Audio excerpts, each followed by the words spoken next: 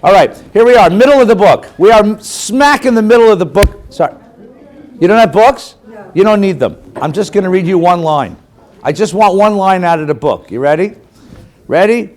Ve'ela ha-mishpatim asher tasim lifnehem. First, it starts with ve, which is God's way of saying this is connected to all that came before. These are the rules, mishpatim, law, that you will set before them. I have this addiction, I have this real preoccupation with the obvious. Because it seems to me that when something's obvious, a culture takes it for granted and it's hidden from us. So let's look at what's obvious. Law. Of all of the ways to describe the relationship between God and the world, put it the other way, of all the ways to describe, an idiom for describing the relationship between human beings and the divine, the absolute, the Jewish people chose law. Now we take it for granted that there's such a thing as Jewish law, halakha. You take it for granted. There's rules to how to make Shabbat, you know. You say, I can't do that, it's against the Shabbos, you know. There are rules about how to do Yom Kippur. There are rules about how we pray. This idea that religion is filled with, our religion is filled with rules, is something that those of us who are Jewish, we take for granted. Stop and think about that for a minute. That's a bizarre idea. That's not the only way to describe the relationship between God and the world.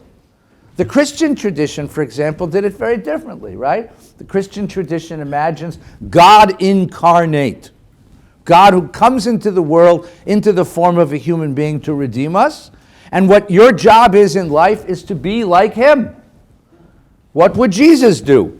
There are no rules.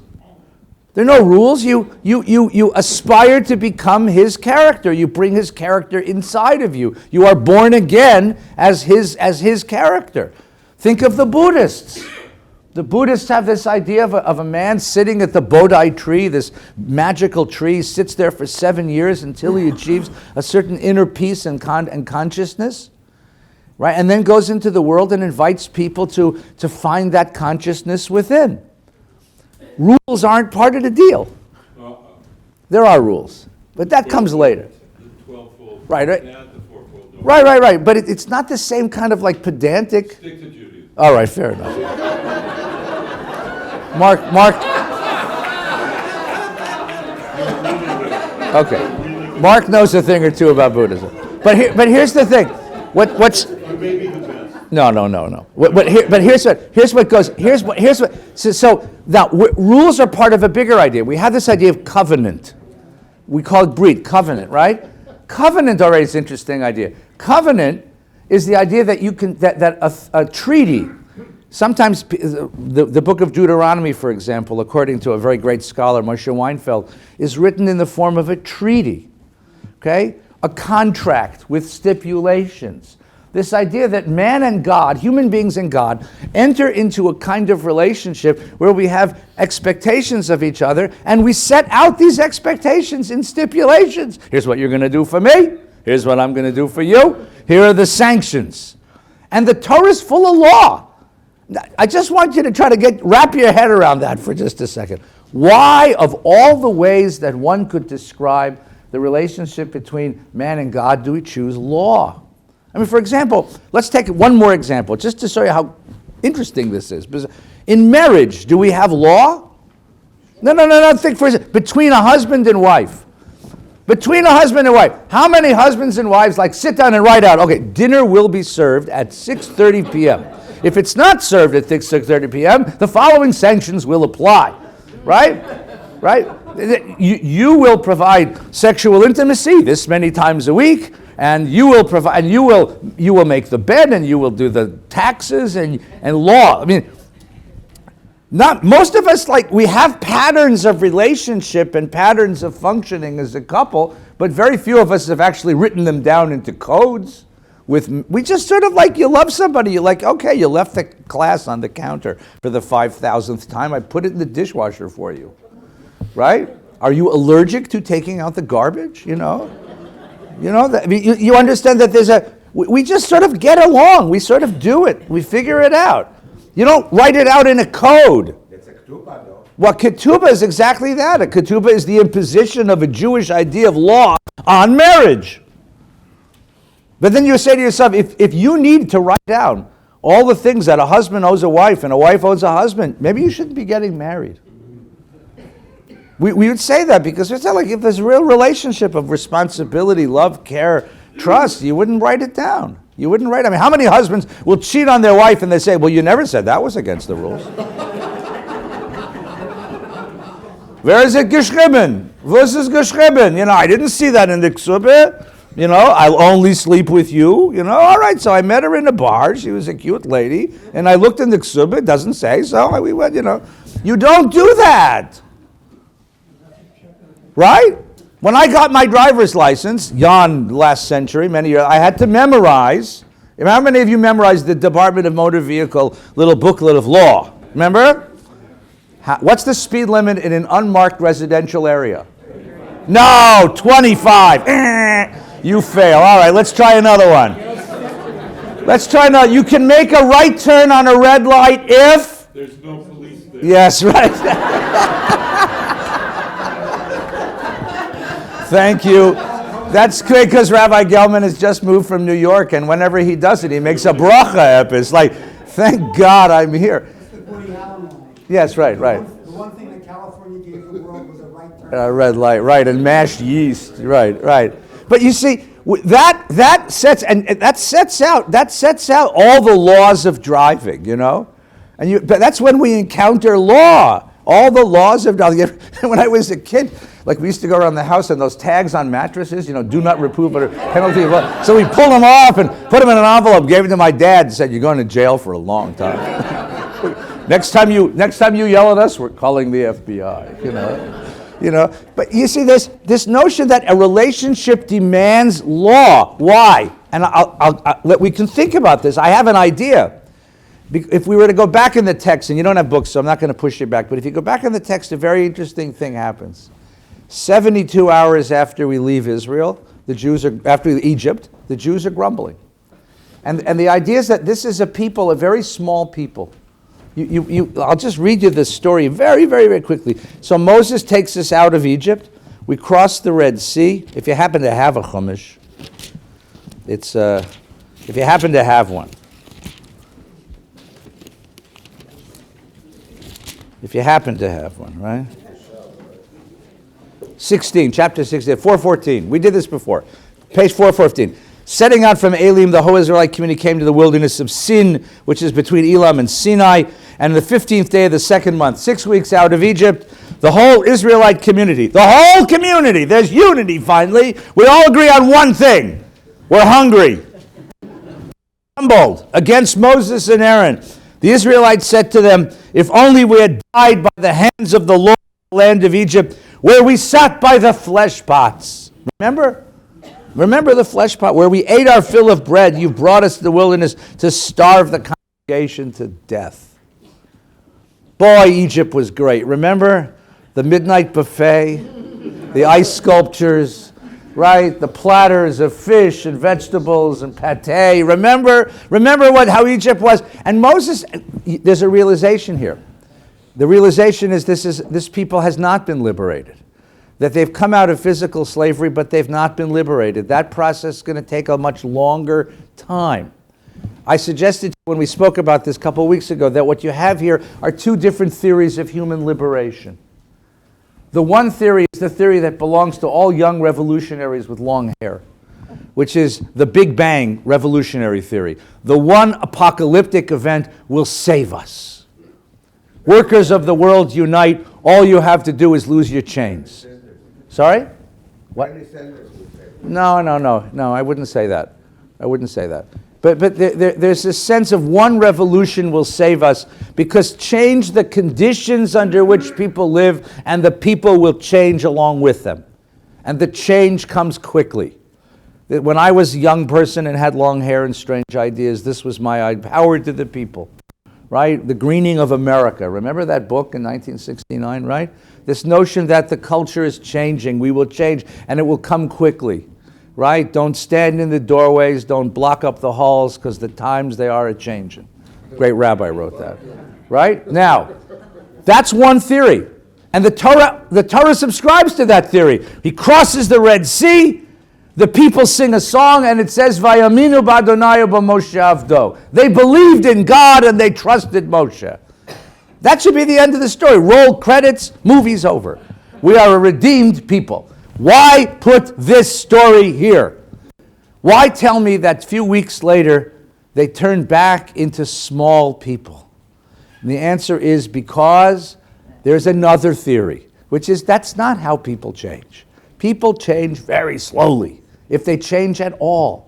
People are stuck in their ways. Their fear is so powerful. Their inertia is so powerful. Their ways of being in the world are so powerful. One external event doesn't change them. If you're going to change them, it's going to be slow. These two theories of revolution, one of revolution and one of evolution, these work side by side in the Torah. You'll hear this back and forth, this argument back and forth in the Torah. So here you have this picture of a very, very, very small... Look, Moses says to them, let me get this straight. You were slaves, your parents were slaves, your children were slaves, they were throwing your children into the Nile. I pulled you out of there, and you're complaining to me? You're complaining to me? Right? I bring you to Mount Sinai. I introduce you to God. You get to do what no human beings in history have ever done. Face-to-face encounter with the absolute. I give you truth. You want steaks, chops, burgers, French fries. I give you justice. I give you freedom. I give you a chance to breathe freedom. And you tell me, we don't like the food here. It was better back there. So he realizes something about this people. So my suggestion is that the legal theory of the Torah is you're not going to change people one shot at a time. You're only going to change people slowly. And law is the tool of changing them. Because law is a funny thing. There's a paradox about law, right? Law, if I tell you to do something, if I give you a law, I have confidence that you have the capacity to do it. You can do it. I have the confidence you have the capacity, but you're not doing it yet. It's a vision of what you could be. It's a vision of the just society. It's a vision of what you could be. The law is effective because you can do it. The law is needed because you're not doing it yet. And by changing your external behavior, I will slowly turn your inner spirit, your inner character. Law is the tool of changing human beings from these small people bound to their fears to free people ready to build a just society. That, I suggest, is the theory of law that's implicit in this story. So now we get back to where we are today. Elah HaMishpatim. These are the rules. And the rules start out with they're very specific. They're very, very, very tiny and little specific little things because that's how you do it. You don't change somebody's whole life. You change the way they get up in the morning. You change the way they speak to their employees. You change one thing at a time. So this morning what I thought we would do is take a look at one law in the Torah. One law. We'll just have, we have an hour and 2 hours, 6 hours. We'll take a look at one law. And it's the simplest law. It's a law you all learned when you were kids in nursery school. It's 23:5, and I gave it, you can look at it in the Torah, you can have it on my sheet here, okay? Here's the law. When you encounter your enemy's ox or ass wandering, you must take it back to him. When you see the ass of your enemy lying under its burden and would refrain from raising it, you must nevertheless raise it with him. Okay, it's the first one I'm interested in. It's the law of lost objects, right? When you were a little kid and you found something, finders keepers. And your mama said, no, we have to give it back. And you said, but why? And they said, because that's not ethical. That's not how it works. Now, the same law is repeated with more detail in the book of Deuteronomy, which is not untypical. Deuteronomy often repeats stuff that's been given before with a little more detail. If you see your fellow's ox or sheep go astray, do not ignore it. You must take it back to your fellow. If your fellow does not live near you, or you do not know who he is, you'll bring it home and it shall remain with you until your fellow claims it. Then you'll give it back to him. You shall do the same with his ass. You shall do the same with his garment. You shall do the same with anything your fellow loses, you find. You must not remain indifferent. If you see your fellow's ox or ass fallen on the road, you don't ignore it. You must help him raise it. Now, there's a lot of lawyers in the room, so you'll appreciate this. This is the beginning of property law, right? This is property law. What is property law? We have an object and we have a person. And that person has a claim on that object, right? Another person comes into the picture and and obtains the object. Person B obtains the object. Now think of all the ways that person B can obtain the object. He can buy it. He can steal it. He can steal it with force or he can steal it with stealth, right? He could find it. He could borrow it. He could be given it to watch for a little while the A person goes someplace else, right? He could be given it as a gift, right? He could, sorry? Get milk. He could Get milk. get milk? Well, how does milk fit into this? If the object is a cow, you're correct, right? All right, so now, I'm sure there's a logic to this. But you see, there's all these different ways that person B can obtain an object from person A. And the question is, which of them are legitimate and which of them are not, and what are the various responsibilities that come along with that? This is the beginning of what you call property law, right? Now, the Torah uses a specific example, oxes and asses and sheep. Now, what's interesting about an ox and an ass and a sheep that might not be the same for something like an automobile? They're living creatures. So if I tell you that the object in question that has been transferred from person A to person B is an inanimate object, let's say a book, that has certain complications. But if it becomes it's a living thing like an animal, what are person B's obligations under all those circumstances? If I find your ox or ass wandering and I bring it home, first of all, do I have room in my home for your ox or your ass? Right? Will it live in the guest room and will it enjoy the television I watch, right? I'm going to feed, how much do I have to feed it? What do I have to feed it? What do I have to take care of it? What if it gets sick? Do I take it to a doctor? What if it has babies? Do I have to take care of the babies? Do I own the babies? Could I sell the babies? What if the damn thing expires when it's under my jurisdiction? You see how complicated this is?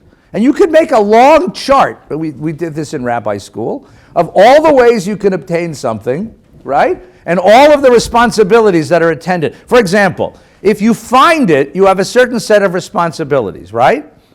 What if you borrow it? More responsibilities or fewer responsibilities? More, okay. What if you rent it? More responsibilities or fewer? What if he gave it to you to watch while he went on vacation? More responsibilities or less? You see the problem here? It gets kind of complicated. All right, let's go back to our case now. Ready? If you see your fellow's ox or sheep wandering, do not ignore it. Bring it back to your fellow. How do you do that? What if it? Now, how would you do that? Right, you would scan it with a microchip, and it would tell you where the Resnicks live, and you'd show up on their doorstep with their ox, and say, "Michelle, I think your ox wandered out of the yard. I don't know why, but he's there, and I bought him a new suit, how do you get it back to him? How long? FedOx is what you'd say. Very good. And it better be fed, because a hungry ox ain't no fun in a box. There's an ox in the box, right? It sounds like Dr. Seuss, right? If your fellow doesn't live near you, or you don't know who he is, you'll bring it home, and it will remain with you until he claims it. How's he supposed to know? You have to proclaim it, right? You shall do the same with all these other things. Now, what does each one of these things in this list add to the law? This is so let's leave behind gifting, buying, borrowing, watching, all those other ways of transferring an object from A to B. Let's just take our example of finding. So what's the interesting thing about finding? There are two domains in the world, the public domain and the private domain, right? You're in the public domain and you see an ox, an object, and you say, I wonder whose it is. What do you have to do? And the question is, what are your obligations? And what does it mean to have such an object? And the basic principle is, and everyone agrees, it's moral to return lost objects, right? But can you start to think of some of the complications that go along with the morality of losing, of returning lost? Anyone ever found a wallet? Right? You ever find a wallet? Yes. And what was your impulse to do? Return it. Did you have any complications? Absolutely. Why? Well, we actually found one on our street. Right. And we called LAPD because there was no phone number. And we said there's an address, but we just want to show up at this person's address. Yes, right. You know, and say, here's your stuff. Why not? Why wouldn't you just take the wallet and step in front of that person's house and say, we found your wallet? It felt weird. We don't know that person or what that represents. Yeah. Right? I found a wallet in a phone booth. First I found a phone booth. Then I found a wallet in a phone booth. And I had the same thing. I said, well, it's easy. The guy lives not far. Let's go return his wallet. And my wife said, wait a minute. My wife was a great Talmud scholar, said, was there money in the wallet? I said, no, the wallet was empty. They're going to accuse you of stealing the money. Oh, geez. Why would they accuse me? I found it. I'm bringing it back to him. I would be the last person you should accuse. No, you'll be the first person they accuse. Right? So, it becomes complicated. Mail it back anonymous. That's what we did, as a matter of fact. Yeah, Myra. I have a question. Yeah. If you find the item and you take it home with you, how does anybody find out that you have the item? Right. This is a little before Craigslist was invented, right? So we'll find out in just a moment. Yes, Bobby? I want to step back and ask, who decided that the public sphere has to be moral? You could say, Right. starting out, that it's immoral. Right. Amoral. Well, here is the rule. So if look at the right. Look at the Deuteronomy source, right? When you see your fellow's ox or ass go astray, do not ignore it. You must take it back to him. If your fellow doesn't live near you, he shall remain with you, right? You must not remain indifferent. Those of you who belong to Jewish World Watch, that's the line. That's don't stand idly by. Al tit alem. It's al tit alem. Literally, do not hide yourself. Do not hide yourself. Do not remain ignorant. You have what the notion here is that having found the object, having found the wallet in the street, or the ox on your front lawn, you are now you are entered a moral zone, a zone of moral claim. And the question of what are the competing moral claims on you? Do not remain indifferent means you cannot step back from the fact that you have entered a zone of moral claim. Okay? Now, you can see that the Torah sets out the principle. Finding an object, you have an obligation to return it to its owner. So what does that tell you right away? Finding is not keeping. You have found it, you are in possession of the item, but you do not have an ownership claim on the item. You have not gained title to the item. Does that apply to all things? Or just to some things? Are there some cases where finding is keeping? Right? What would those cases be? Now you get to the second one. If in fact I'm holding one of those items for which I do not have a claim, how do I get it back to its owner? What are all the moral complications that intervene, like feeding the thing and caring for the thing? And all of these complications the Torah doesn't get into. The Torah just sets out the basic principle. This is why, from the very beginning, the Jewish tradition always assumed that the written Torah, what we have in front of us, also had something called an oral Torah. The oral Torah is the tradition of interpretation that fills in all this detail. Because frankly, finding the wallet, in that your first impulse is, I'm going to bring it back to the guy. And then as you stop yourself, you say, wait a minute. You realize that any moral interaction is very complicated. Now, and the idea of the Mishnah, you'll see in a moment, is to watch ourselves as we reason through the moral complications in these claims. And then the question I'm going to ask you at the end of the hour is, and what does that do to us?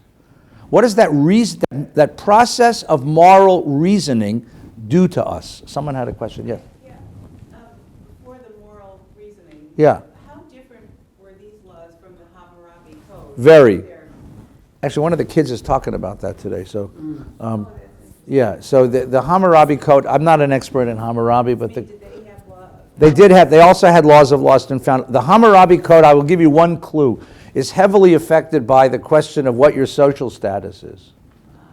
Right. One of the great cases is damages.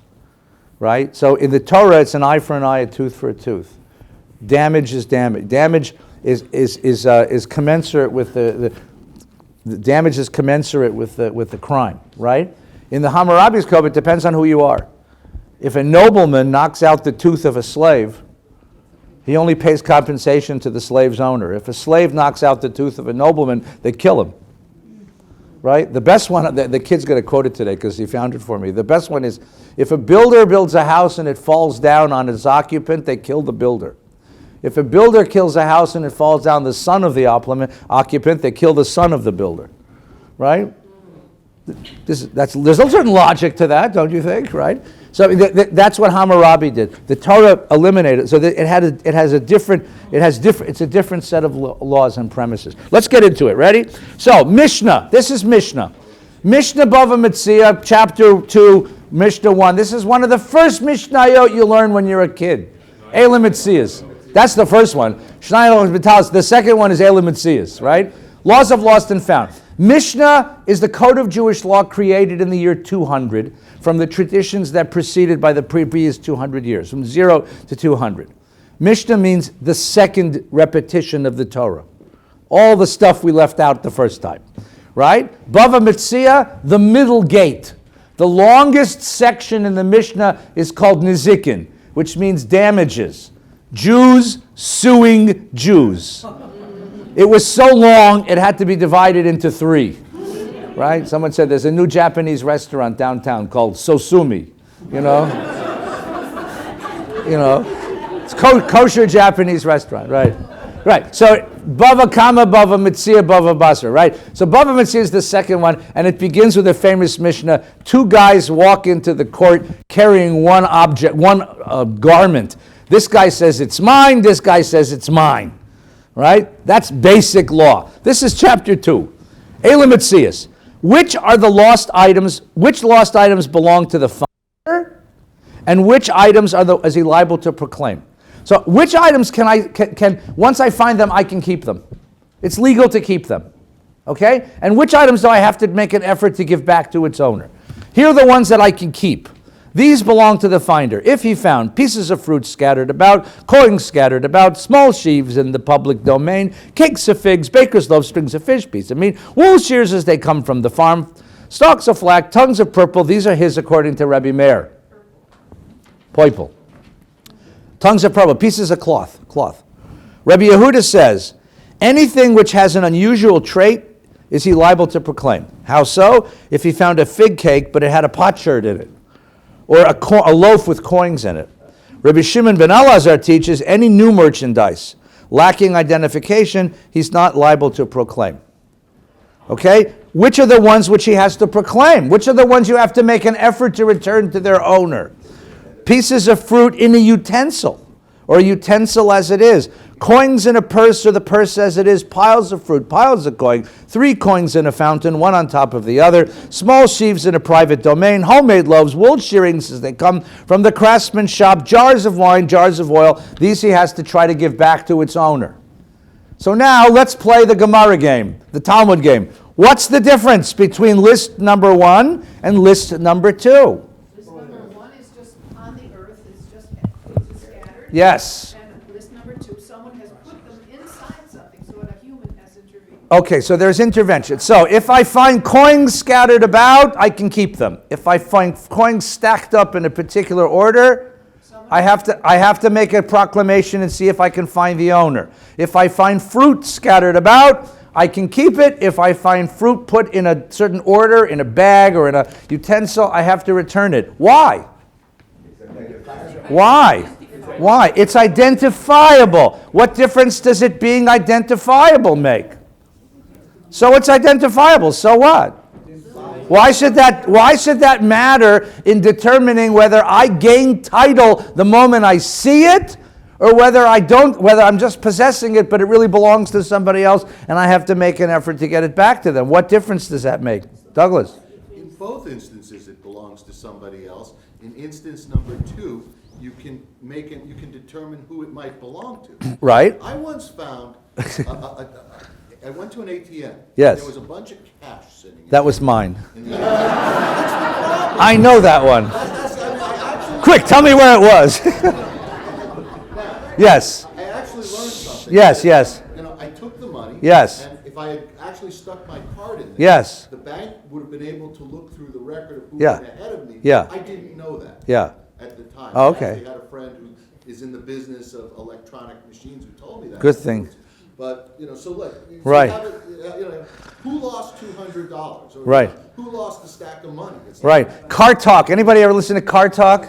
Ray and Tom Maliazzi, Oliver Shalom, right? Car Talk had a call one morning. The guy said, I bought a used Cadillac. 2 years after I bought the used Cadillac, it had a flat tire. When I pulled out the spare, underneath the spare there was a bag with $10,000 in it.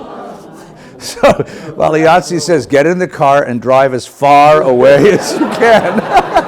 Get off the phone and drive and drive and drive. Like, do I have to bring the money back to the guy I bought the car from? Ray said, no, drive as far. What's the difference between the two cases, Sandy? Yes? I was just going to say that I was walking into a bank and the big truck that takes all the money away, once a day from Yeah. banks. that isn't- Yeah. There was a huge amount of coins spilled all over the front walkway, just outside the door. Oh, there's one about a money changer here someplace. Here, look at Mishnah 4. Here you go. If he finds items in a store, they belong to the finder. If the items were located between the counter and the storekeeper, remember the old days when there was a counter in a store, they belong to the storekeeper. If he found them in front of a money changer, they belong to the finder. So if you find coins scattered about in between the sidewalk and the front entrance of the bank, they're yours.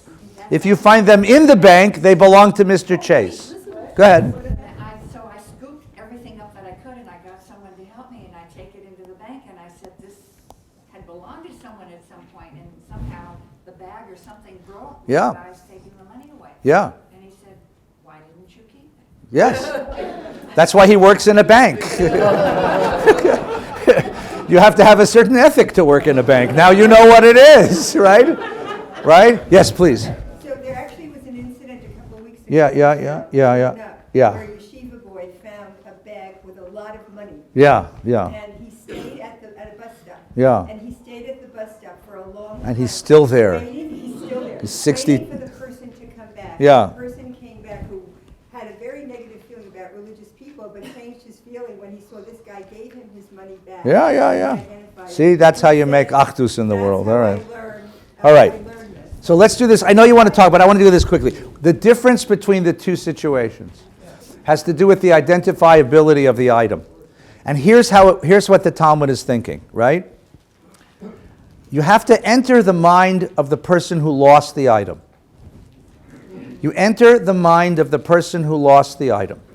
If the person who lost the item is likely to have given up on that item because it was lost in such a way that it could never be identified, then the finder keeps the item. But if the loser of the item is likely to have remained concerned about the item because it's still identifiable, then he retains title to the item. So if I get back from Trader Joe's and I discover there was a hole in my bag and the oranges that I bought fell out, my response is, damn, I lost the oranges. I'm not even going to go back and look for them because there's no chance that I could even find them or identify them. That moment when I give up in my own mind the sense that I could find them. It's called yeush. I give up my claim on the item. But if I knew I left it someplace and there's something identifiable about it, and the chances are I'm going to go back and look for it because I could identify it. There's no yeush, and therefore I retain title to the item. So here is what losers and finders are all about. What the Talmud has done is taken this very, very simple moral situation and used it as a tool for creating something called empathetic ethics, moral empathy. Because when you find something, you have to ask yourself, what would I be thinking if I were in that other person's position? To enter the moral sphere of the public is to gain a sense of moral empathy. What would I be thinking? So now it becomes a training for a certain kind of thinking. How would I respond if that were me? And that kind of thinking is really the basis of Jewish ethics. Would it be reasonable to assume that I, under those circumstances, would be thinking this or be thinking this? And if there's an identifiable piece, then it's likely that I would be thinking I could go back and find it. And in that case, and you see what you've done there, is ask people to think in a very powerful way. To think about what another person might be feeling, or what it's like to be in a moral situation that I've never been in. Okay? Now, turn to the next page. We're going to move really quickly through this. This is like one whole year of Talmud in 30 minutes. This is the Talmud at the bottom of the page, the Gemara. Gemara is from the Babylonian academies. They would take the Mishnah and they would start tearing it to bits. So let's take that Mishnah. Remember, it said, fruit scattered about belongs to the finder. Fruit arranged in a certain spot belongs to the loser. So the Gemara asks, okay, you find scattered fruit? How much fruit? And how scattered about? Right? I mean, literally, how much fruit and how scattered about does it have to be? Right? Rabbi Isaac said a cob within 4 cubits, right? A quart within 10 feet, right? But what kind of case is meant? If the fruit appears to have been dropped accidentally, then even if there's more than a cob, it should belong to the finder. And if it appears to have been deliberately put down, then even if there's a smaller quantity, shouldn't it belong to the finder? By this time, the fruit's gone rotten, so you might as well forget it, right? Rabbi Bar Chama answered, we're dealing here with the remains of what's been gathered on the threshing floor. And then they go beyond. The guy at the bottom is Rabbi Yirmiyah. Rabbi Yirmiyah is a nudnik. Rabbi Yirmiyah is a nudnik. There's a very famous case of Rabbi Nudnik. They were talking about a pigeon. Rabbi Yirmiyah, what? Rabbi Nudnik, no, that's who he was. His famous case, Rabbi Yirmiyah's famous case, they were talking about pigeons. People raised pigeons. And there was a question of finders, keepers with pigeons. And the way they do it is there's a line, like a mile away from if you're a mile away from the guy who raises pigeons and you find the pigeons, then it's your pigeon. But if it's within the mile, then the pigeon's on his way home. So Rabbi Yirmiyah says, and what if he lands on the line with one leg like this and one leg like this? And they threw him out of the base medrash. They say, get out of here, you schmuck, And here you'll see, does the same thing here, right? What if one finds a half a cob over 2 cubits? Right? Is the reason why the cob over 4 cubits belongs to the finder is that it's troublesome to collect, and therefore half a cob over 2 cubits, which is not so troublesome. Get out of here! And here's what's really interesting. I'm pushing you now. Turn the page to the last page. This is Rambam. Now, Maimonides in the 11th century, 12th century, codifies the laws of Torah. By this time, the Talmudic literature is so voluminous, nobody can master it except Moses Maimonides. And what he does is takes the entire corpus of the Talmudic tradition and writes a very, very handy, put in your back pocket guide to all the things a Jew needs to know to live in the world. Right? Called Mishnah Torah. Mishnah Torah, and he puts in the introduction, by the way, something really chutzpah. He says, from now on, you don't need all those other books. Talmud, Midrash, you don't need it. You need 2 books, Moses' Torah and mine.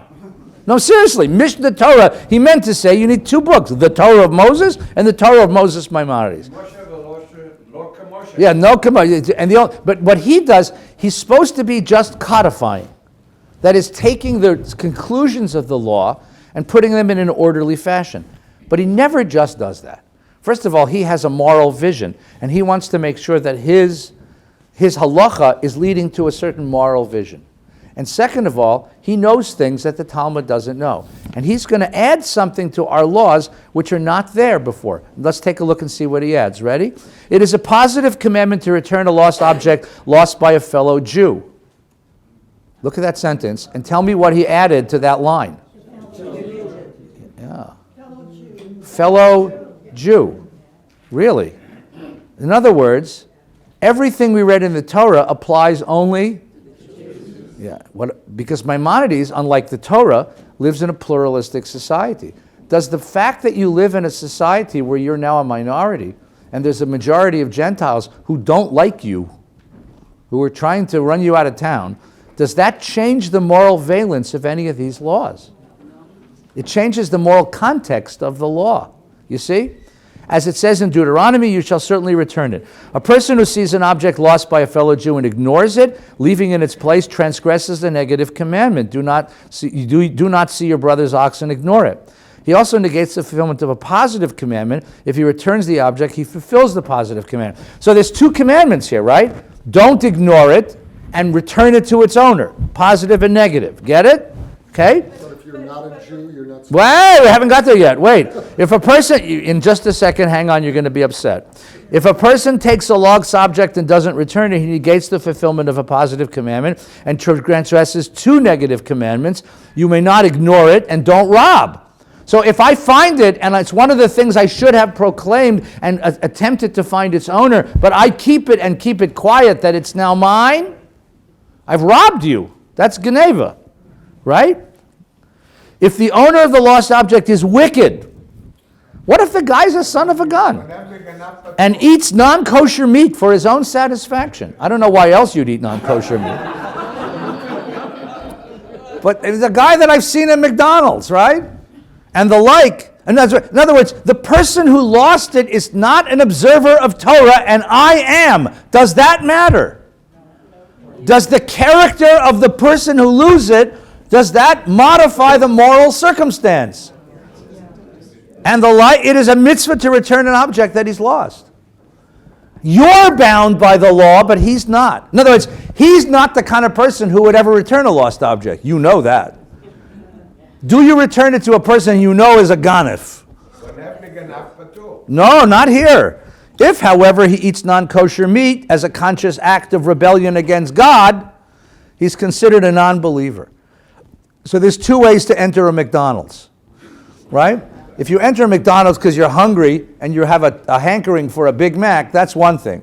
If you're entering a McDonald's because you're consciously rebelling against the God of Israel, right? Then I would suggest other places that are better, you know. But if you're going to rebel already, go to Tony Roma's. I mean, for God's sake. If you're going to eat treif, eat good treif, for God's sakes, right? And just as it is forbidden to return a lost object belonging to a Gentile, it is forbidden to return a lost object belonging to a Jew who is a non-believer, heretic, idol worshiper, violator of the Sabbath in public. Now, why is it forbidden to return the lost object of a Gentile? Wait. It is permissible to keep a lost object by an idolater. That's not a Christian, by the way. That Christians count as believers. For in Deuteronomy it says, an object lost by your brother. So he finds something which the Talmud didn't find. A whole question of the moral context of whether this is a mixed community or not, right? If one returns such an object, one transgresses a prohibition, for one strengthens the power of wicked people in the world. No. Let me give you a real case. You find money that belongs to a drug addict. And if you give the wallet back to that drug addict, he's going to use that money to further his habit. Is it right to give him back the money? No, but you know that he's going to use it to buy heroin and shoot into his veins. Does that matter? Rambam thinks this. You see, the question is, you find Hitler's wallet. Do you give it back to him? Right? Right? If, however, one returns it to sanctify God's name. If you return it to sanctify God's name, that was the case that we heard a moment ago. That was the case that Judy mentioned, right? The reason why the kid waited at the bank or the bus stop with the money was he knows That the way he behaves is going to change the way that the person who lost it is going to look upon a religious Jew. If a Gentile loses the money and a Jew finds it, that's going to change that person's attitude toward Jews. That's called Kiddush Hashem. That's a sanctification of God's name. That's a different reason. That's returning it, but for a very different reason. You're returning it not because he owns it. You're returning it not because he has lost title to it and you've gained title to it. You're returning to it. Why? Right? So that others will praise the Jewish people and they know that they are trustworthy. This is praiseworthy. Where there is a possibility of the desecration of God's name, it is forbidden to keep an object by an idolater and it must be returned. This is a whole other ethic here about how we Jews behave in a non-Jewish public space. Because the way, the Bernie Madoff program was on TV this week, the way Jews behave in the non-Jewish public space creates a certain attitude among the non-Jews about Jews and about the God of Israel. You represent God in the world. And your job is to make God beloved in the world. And if you behave in a morally despicable way, you destroy that respect. And therefore, and then you have to imagine the whole Goyish world is looking at you. And so therefore it says, it's not because they own it anymore. That's not the reason. It's the same act, but for a very different motivation. It is forbidden to keep an object lost by idolatry, must be returned as part of Darkei Shalom. Mipnei Darkei Shalom, because of the ways of peace and wholeness in the world. We should always bring the utensils from outside lest they be taken. There's a way of doing it. There's a way of behaving in the world, not because the person has a moral right to the object, a legal right to the object, but because you have an obligation to behave in a certain way in the non-Jewish public because you represent the God of Israel. This is a whole different ethic. Right? This is a whole different ethic. Right? Yeah, someone, Jack. What if it's a Jewish drug addict? Yeah. What is a higher moral standard? Right. Listen, it's not even lost objects. People come to ask me for money all the time. Strangers ask me I'm a rabbi. I'm in the community. They figure I have bucks, right? They look at the parking lot. They figure the rabbi has. They don't see my car in the parking lot. If they did, they wouldn't ask me. But they see, they see Teslas and Mercedes-Benz. They figure that Feinstein has money. They come and ask me for money. I'm in a moral dilemma. A bunch of them, I can't tell you what percentage, are drug addicts. And they're very persuasive. Oh, I'll return the money. I just need it for rent. What do? Do you give? It's tzedakah. I'm supposed to take care of this guy. But if I give him $200, he'll go buy stuff and inject it in his veins. I'm enabling him. Well, it's a great question. It's a big question. It's a big question. Pay the rent. Yeah. Right? These people that come up to you. I'm talking about a different case. I'm talking about a case of charity. But in terms of returning an object, do you return an object to a person who you know is going to use that object in the commission of a crime? You find a loaded .38. Do you return it, I mean, that's $50 billion. What? Or Iran's $50 billion. Yeah, suppose you have a country which is known for doing ugly things. Do you return their lost money, Yes, please. Well, that's what he just said. How about Iran? Interesting case, right? Interesting case. So here you get, I want to finish because it's time to get Shabbos, but here you get so you start with, you see where we started and you see where we ended? You start with the most elemental moral transaction. I find something in the marketplace. Who does it belong to? What are my obligations? Then you get this whole complicated symphony of what I need to do, when I need to return it, when I don't need to return it. It turns out that walking in the public space demands a certain level of knowledge. You have to be like adept at all of these rules. And then it turns out that the application of these rules to our moral behavior is not simply for the purpose of returning objects to the right people. Frankly, it's a basket of fruit. It's no big deal. It's really something much deeper than that. It's the cultivation of moral empathy.